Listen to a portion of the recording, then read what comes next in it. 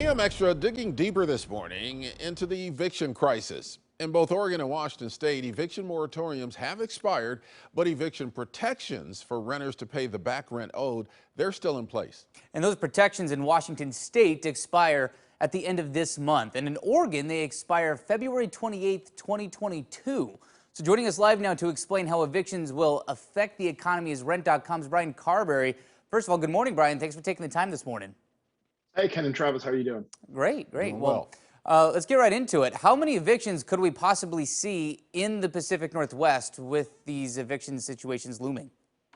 Yeah, once all is said and done, it could be a good number of people. A lot of people and places are giving different figures. So the one that I usually go to is the U.S. Census Bureau, and they say nationally you're looking at about 4.5 million adults who are at risk of eviction or foreclosure. When you break it down to Oregon and Washington, it's obviously a lot less. In Oregon, it's about 40,000 people. In Washington, it's closer to 60,000 people, which is nowhere near that 4.5 million, but still a significant number of adults who could be out of their homes, over the next few months once all these protections do end.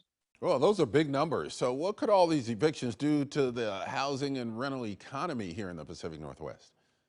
Yeah, it's going to really have a major impact. It's going to put more available units on the market, yes, but it's also going to put more renters on the market as well. And it's already a competitive market. Demand for apartments is at a near all-time high. So what's going to happen there is as these units become available, the people who have been evicted are already going to be behind the eight ball against other renters who have a more clean renter background. If you have an eviction on your record, it doesn't look nice for you. And landlords are going to keep that in mind as they're deciding who they're going to rent to.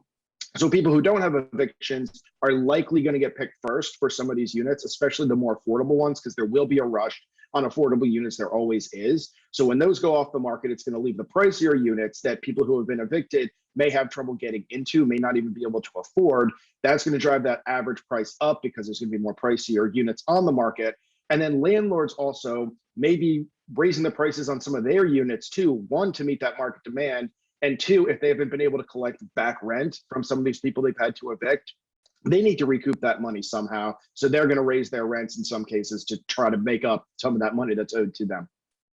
Didn't really think about how the eviction not only impacts what could happen to a person short term, but in the long term, with it being difficult for them to find housing. How difficult is it if somebody has an eviction on their record to find another unit down the road? It's hard, but it's not impossible. There are definitely things that people who have been evicted can do to make themselves appear to be a good tenant. Just because you've been evicted doesn't mean that you're a bad person. A lot of people are going through financial difficulty right now, and there will be a lot of people who otherwise are model tenants getting evicted. So really, you just need to show your future landlord or prospective landlord the situation that you're in, explain what happened, and show them what you've done to move on from that. Offer to pay them more money up front if you can, additional money for security deposit, take on a co-signer like a roommate or a guarantor who's more or less going to guarantee that you're going to be able to pay that rent, and just really show you've got that steady income, that you are a trustworthy person, and really just be open and honest with that landlord about what you're going through and why it happened. Yeah, I think that's key. Being honest about what your situation is and hoping that the landlord will work with you. Are there still financial resources out there available both for tenants and for landlords, for both sides of this coin?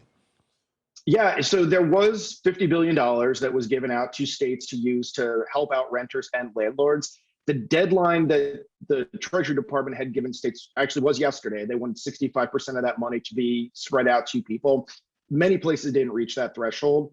The government technically can take that money back from states. Whether it will is probably won't. But states really need to kind of get it in gear and start distributing that money a little bit more. I think the latest numbers I saw that maybe only 20% of that money nationwide had been distributed.